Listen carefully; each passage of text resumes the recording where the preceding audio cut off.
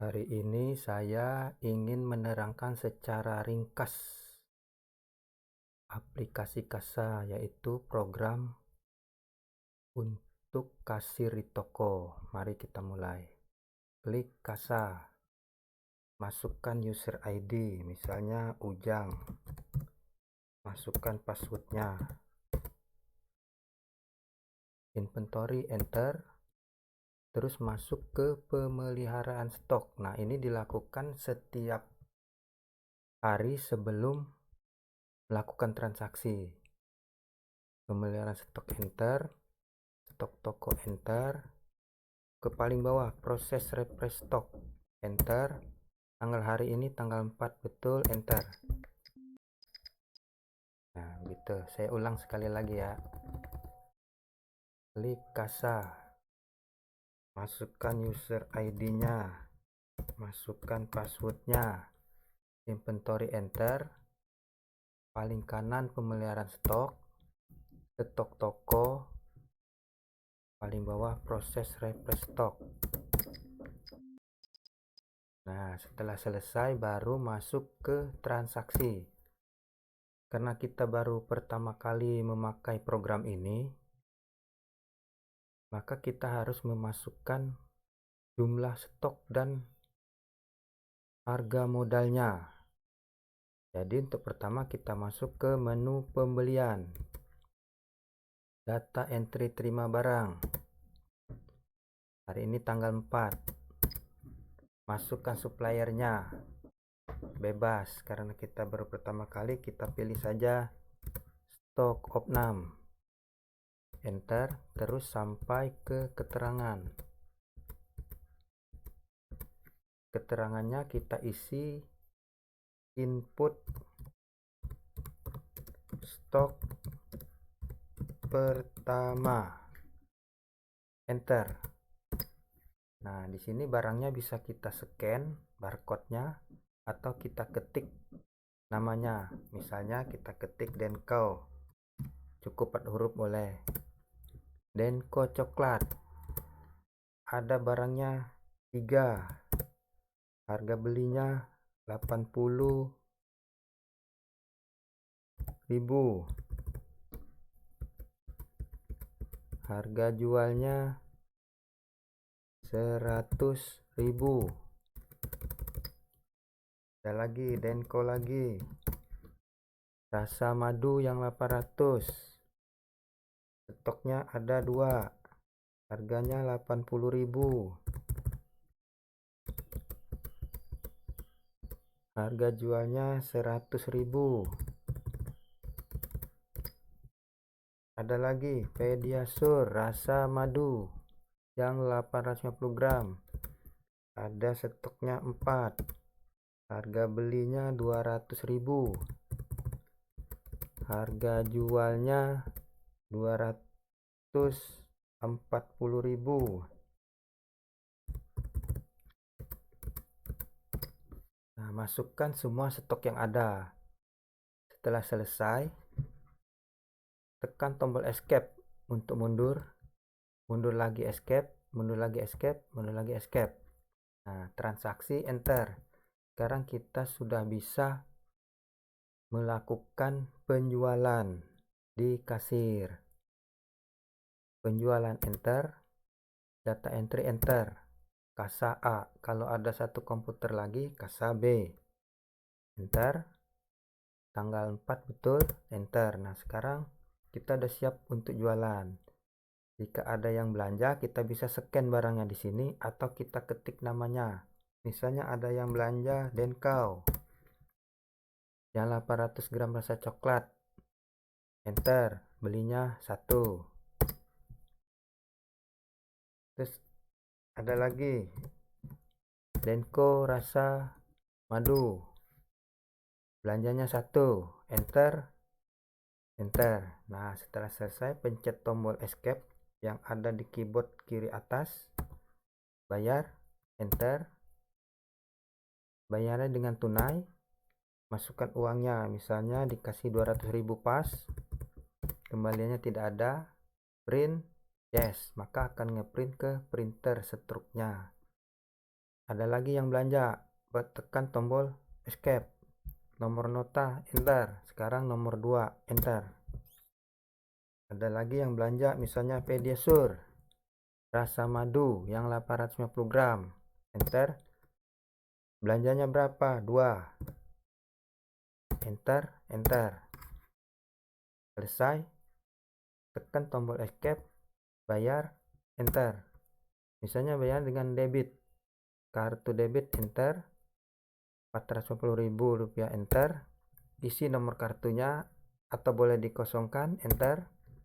Pilih mesin edisinya, misalnya BCA, enter. Print ke printer, yes. Selesai. Ada lagi belanja yang lain, tekan tombol escape, nomor nota, enter. Nomor 3, enter. Nah, siap untuk pembeli berikutnya. Setelah malam selesai, tutup toko, tekan tombol escape, panah ke kanan, tekan tombol panah ke kanan, pilih exit, enter. Nah, untuk setoran setelah tutup toko, proses laporan yang nomor 6, enter, proses, enter. Tanggal awal 4, tanggal akhir 4, berarti tanggal hari ini tanggal 4, 1 hari, enter, enter, enter. Setelah proses, masuk ke nomor 5, print total. Bentuknya setruk, kertas yang kecil. Enter, enter, print ke printer. Kalau di enter, print ke printer. Kita coba print ke layar. Nah, bentuknya nanti seperti ini. Jadi kasa A ada uang tunai 200.000 dengan kartu 480.000. Nah, nanti setorannya disertai dengan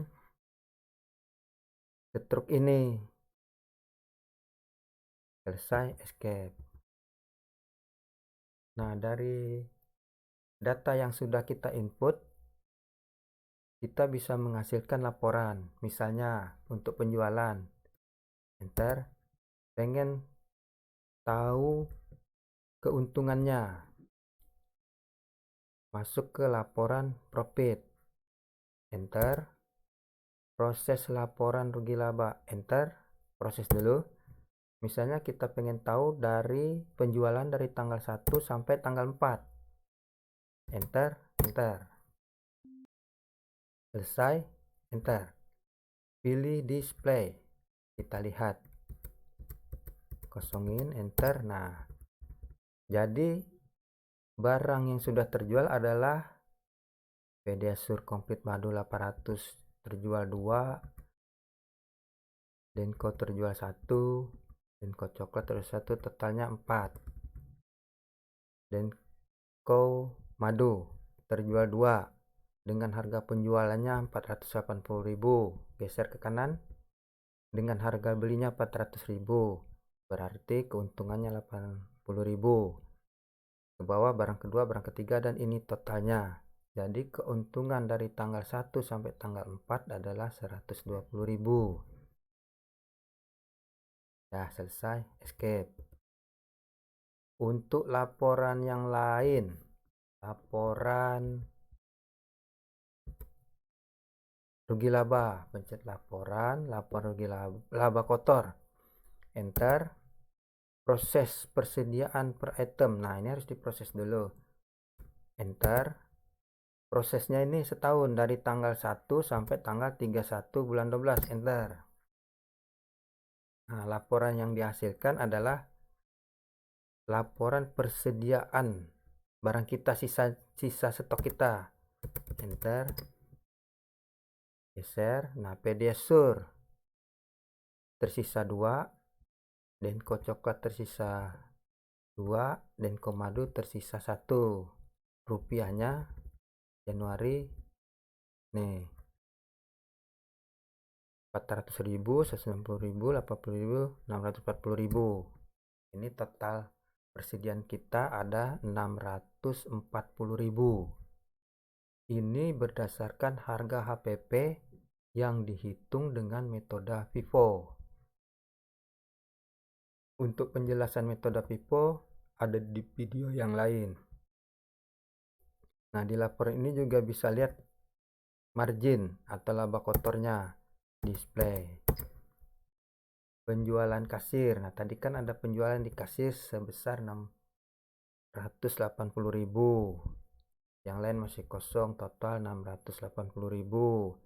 Saldo awalnya kosong masih. Ada pembelian sebesar 1.200.000, yang lain masih kosong, totalnya 1.200.000. Persediaan akhir. Persediaan yang tadi itu persediaan stoknya 640.000. HPP, harga pokok penjualan 680.000. 560.000. Margin laba kotornya adalah 120.000. Karena baru ada penjualan kasir, total marginnya sama 120.000 seperti yang tadi di sini. Transaksi, penjualan, laporan profit yang tadi tuh. Nah, di sini totalnya 120.000 sama. Karena baru ada penjualan, belum ada transaksi-transaksi yang lainnya. Selain dari itu, laporan yang bisa kita lihat adalah laporan stoknya. Pencet pemilihan stok toko, proses seperti yang tadi itu, proses refresh stok. Nah, setelah berhenti di sini, laporan harian stok, enter, display laporan, display dari tanggal 1 sampai tanggal 4. Kita pengen lihat sampai tanggal 4 aja, enter. Nah, ada barang Denko madu, awalnya 0, masuk 2, pembelian tadi 2, keluar 1, terakhirnya 1. Untuk akhirnya 1. Yang bawahnya ada Pedesur, masuk 4, keluar 2, sisa 2. Yang bawahnya Denko coklat, masuk 3, keluar 1, akhir 2. Paling bawah adalah total keseluruhan. Nah, di sini ada harga rupiah. Harga rupiah ini berdasarkan harga jual. Misalnya stok akhir 1 dikali harga jualnya 100.000, berarti 100.000.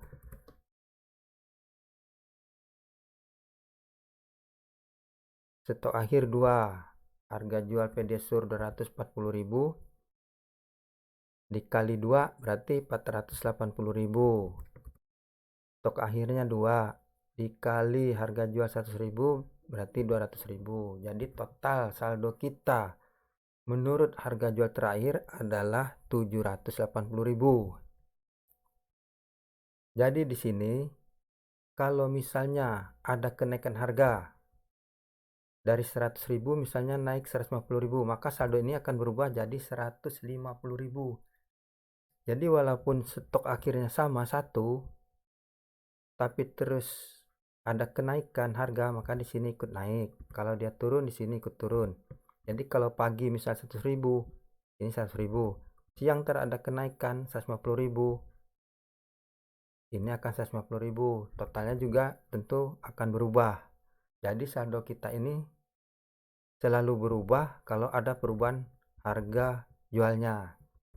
Kalau sebelahnya harga beli, sama begitu juga cara menghitungnya. Kita tidak bisa menghitung rupiah ini dengan harga beli dengan misalnya saldo awal rupiahnya berapa, masuk pembelian total rupiahnya berapa, dikurangi penjualan total rupiah berapa, dan saldo akhirnya adalah awal ditambah masuk tambah keluar mendapatkan nilai rupiah. Nah, rupiahnya itu akan menjadi salah kalau menghitungnya seperti itu. Nih, coba saya kasih contoh di Excel. Nah, ini misalnya Denko. Saldo awalnya 0, rupiahnya 0. Terus kita ada beli 1 piece dengan harga 80.000. Terus ada penjualan 1 piece dengan harga jual 100.000. Nah, kalau yang di program kasa itu adalah awalnya 0, masuk 1, keluar 1, stok akhirnya 0, dan harga jualnya ini adalah stok akhir dikali harga jualnya 100.000, maka dapatnya 0. Harga belinya gitu juga, stok akhir dikali harga beli menjadi total rupiahnya 0. Kalau kita hitung dengan rupiah langsung dari pembelian dan penjualan, saldo awalnya 0. Masuk 1 dengan harga 80.000. Penjualan 1 dengan harga 100.000. Maka totalnya menjadi minus 20.000. Kan jadi salah stoknya. Nah, untuk cara ini tidak dilakukan di program kasa ini. Balik lagi ke sini. Nah, selain saldo dari harga penjualan terakhir, ada lagi persediaan stok saldo akhir dengan perhitungan harga HPP dengan metode FIFO. Nah, nanti bisa ditonton di video yang lain tentang persediaan akhir dihitung dengan metode FIFO. Nah, untuk penjelasan hari ini cukup sampai di sini dulu. Untuk lebih detailnya bisa tonton video yang lainnya. Sekian dan terima kasih.